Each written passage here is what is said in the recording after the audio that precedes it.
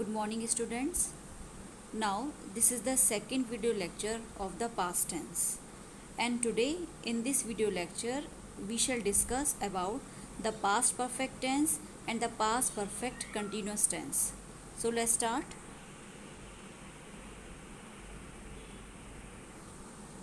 The past perfect tense. Where we use the past perfect tense?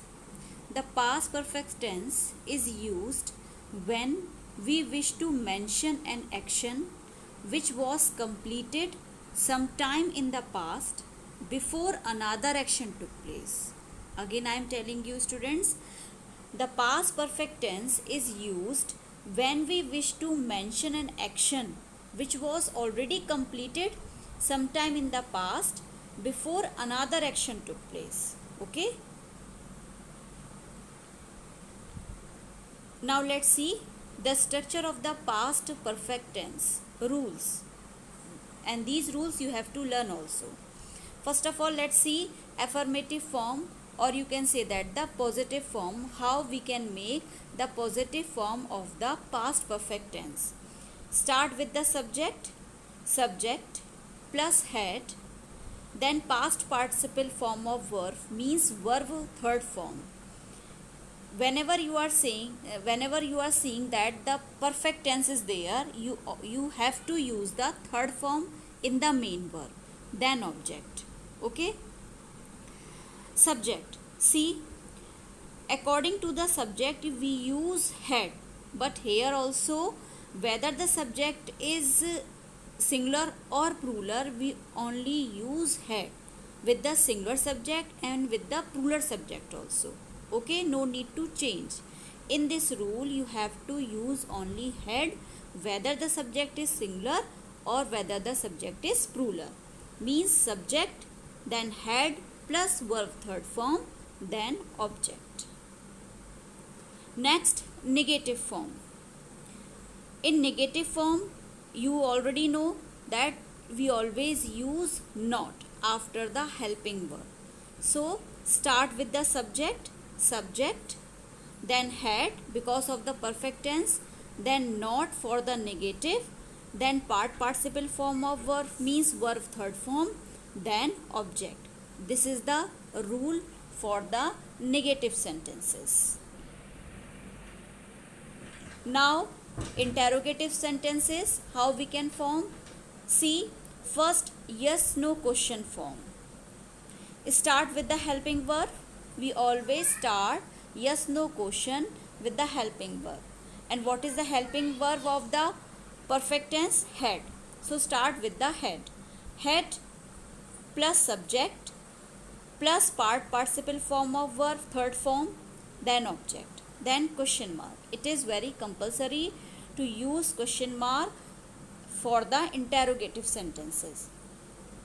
Had. For the singular subject we use had. If the subject is plural also, only we have to use had only. Had you cleaned up the mess by the time they came home? Question mark. This is the example. Next, WH question form. WH question form, we always start with WH word, then same as it is as the yes no question form. Start with the WH word, then had means helping verb, then subject, then verb third form, then object. Example, see the example. Where had she gone? According to this rule. Now let's see uses of the past perfect tense. As I already told you about, when we want to talk about an action that happened before a past event, there we use the past perfect tense. See the example. When I got home yesterday, my father had already cooked dinner. In this sentence there are two actions. So first action is my father had already cooked dinner when I got home yesterday. So in this sentence we are using here the past perfect tense, and in the other sentence when I got home yesterday, in this sentence we are using simple past tense. Second use of the past perfect tense, in unreal situation we use the past perfect tense. Like, if I had enough money, I would have bought you a better present. This is unreal situation. Means, if I had enough money, I would have bought you a better present. Means, I didn't have enough money this time. Now next one is the past perfect continuous tense. The past perfect continuous tense is used to express actions or situations that were in progress before some other action or situations in the past.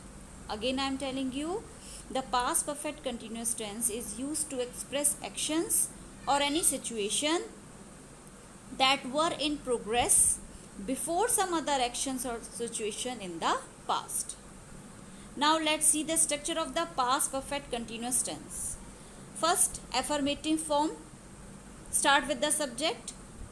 Subject plus had plus been plus present participle form of verb means verb, first form ing, then object, then time. Okay, see the example. He had been playing for 4 hours. He is the subject here. Had, according to the perfect tense. Been, because this is the continuous tense. Then in the main verb ing. Okay, for 4 hours. Or you can say that he had been playing cricket for 4 hours. Or you can make like this also. Okay, this sentence, like he had been playing for 4 hours or he had been playing cricket for 4 hours. Now next, negative form. In the negative form we have to use not, like subject, then had, not, been. Always remember students, we are using not here after the helping verb had and before been. Okay, after had and before been we are using here not. Then present participle form of verb means verb first form ing, object and time. In previous video lecture also I have explained you about the uses of since and for, that where we use since and where we use for. So in past perfect continuous tense, this is the difference in the past continuous or past perfect continuous. Only one difference is there. In past perfect continuous tense we always show the time.